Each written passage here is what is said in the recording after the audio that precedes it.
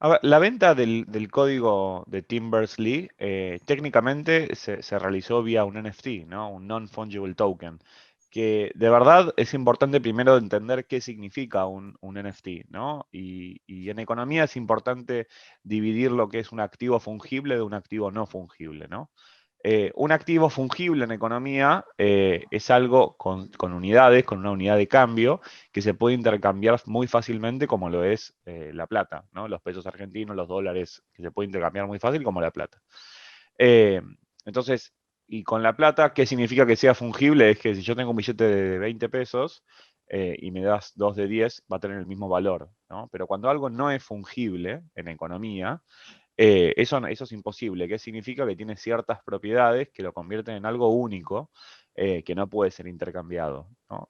Esa condición de que no sea fungible puede ser una casa, puede ser una obra de arte, puede ser un código fuente como el que vimos el día de ayer.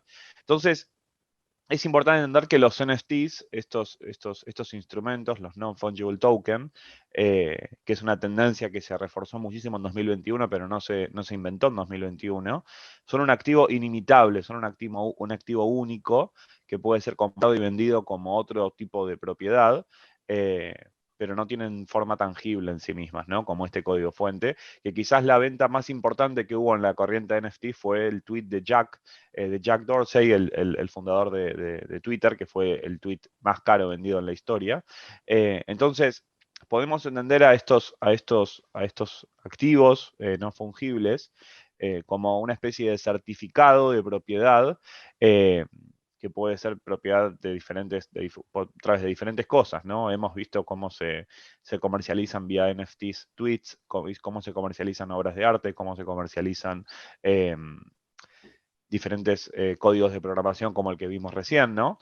Entonces, el comprador de este NFT tiene como una prueba, tiene un certificado, tiene una, una garantía, ¿no? Que es el propietario de la obra original, entre comillas, ¿no? Y algunas personas pueden comparar esto con comprar una copia firmada, ¿no? De este código fuente, ¿no? Una copia firmada de este código fuente. Y también la corriente de los NFTs también empieza a traer muchas preguntas, ¿no? Porque en algún punto, en la dimensión virtual tenemos costo de replicabilidad cero, ¿no? Podemos replicar lo que querramos y a un costo marginal muy, muy barato, solamente es copy-paste, ¿no? Entonces, ¿qué diferencia hay entre el propietario del código original y el que copie ese código y lo ponga en un Word, ¿no? Porque es como también preguntarnos, che, ¿qué diferencia tiene? Bueno, y un coleccionista de arte me va a decir, sí, pero ¿qué diferencia tiene que tenga la Mona Lisa original o tener una copia exacta con los mismos colores que sea exactamente igual? Pero bueno, en arte también es exactamente lo mismo. Entonces me parece que también el mundo de los NFT está creando, en algún punto, está creando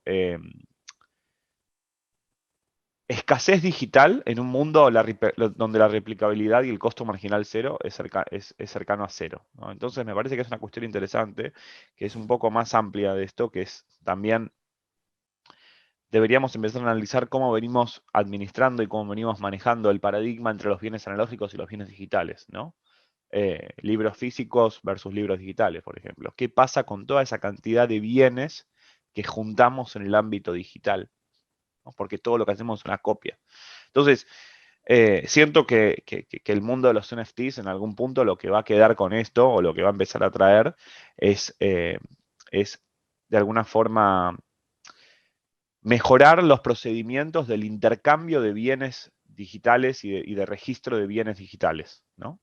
Sí, sí, tiene más un uso sentimental, un uso emocional, un uso simbólico de estatus también. Hay gente que lo compra eso por un tema de reconocimiento eh, de poseer cierta parte de la historia, ¿no? Obviamente el código fuente de Internet forma parte de la historia de todos nosotros, pero también en algún punto, en algunos casos, también puede tener un uso práctico de cesión de derechos, ¿no? Porque también la persona, en este caso de la subasta del código de Internet, no dudo mucho que sea así, pero en otros casos, también para poder usar ese activo donde el propietario es el dueño del NFT, él podría también decidir cobrar regalías o cobrar derechos por poder usar esa porción de la historia, o esa pieza, o esa obra de arte, o esa imagen, o lo que fuese, ¿no? Entonces, también podría pasar eso, ¿no? Es como algo interesante para ponernos a pensar. ¿Qué pasa si el día de mañana el dueño del NFT o de ese bien puntual decide eh, comercializar, ¿no? O cobrar derechos, ¿no? Igual que en el Monopoly, cuando vos tenés un hotel y yo me caigo en tu casillero y tengo que pagarte, es exactamente lo mismo en ese sentido.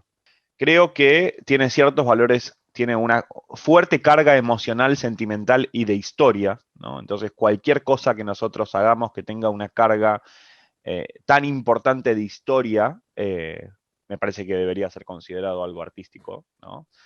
Y los más nerds informáticos como yo también, probablemente el código de Tim Berners-Lee sea una obra perfecta, ¿no?